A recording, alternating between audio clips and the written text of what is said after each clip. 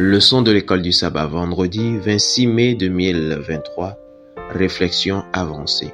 Réflexion avancée. Je cite: le message annonçant la chute de Babylone concerne des organisations religieuses qui, autrefois pures, se sont corrompues. Étant donné que ce message suit la proclamation de l'heure du jugement et se rapporte au dernier jour, il ne peut désigner que l'Église catholique seule, tombée il y a des siècles. Fin de citation. Ellen G. White, La tragédie des siècles, page 333.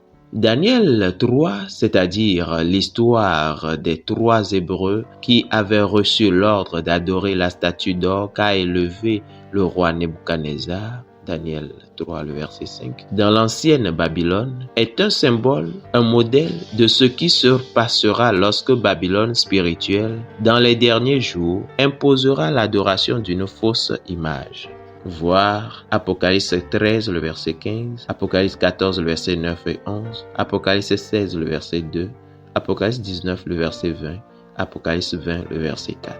Il est intéressant de noter que le commandement que les 3 Hébreux auraient pu violer, le 2e commandement, Exode 20, le verset 4 et 5, était l'un des 2 commandements que cette puissance décrite dans un autre endroit comme cherchant à changer les temps et la loi, Daniel 7, le verset 25, avait altéré. Quel est l'autre commandement qu'elle a altéré? Bien sûr, le 4e commandement qui, comme nous l'avons vu et le verrons encore, est au cœur de toute la question de l'adoration et sera central dans la crise finale lorsque nous serons confrontés à la question de savoir si nous allons adorer celui qui a fait les cieux, la terre, la mer et tout ce qui y est contenu, et il s'est reposé le 7e jour, Exode 20, le verset 11, voire aussi Apocalypse 14, le verset 7, ou la bête et son image.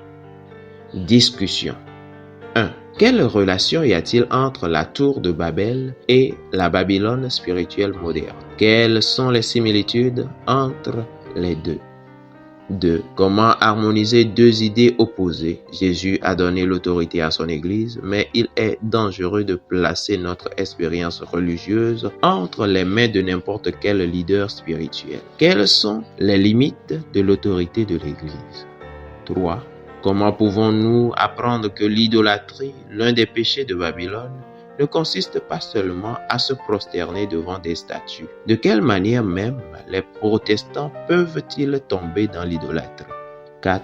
Quels sont les autres parallèles que vous pouvez trouver entre Daniel 3 et l'adoration forcée qui y est pratiquée et ce dont nous avons été avertis dans les derniers jours?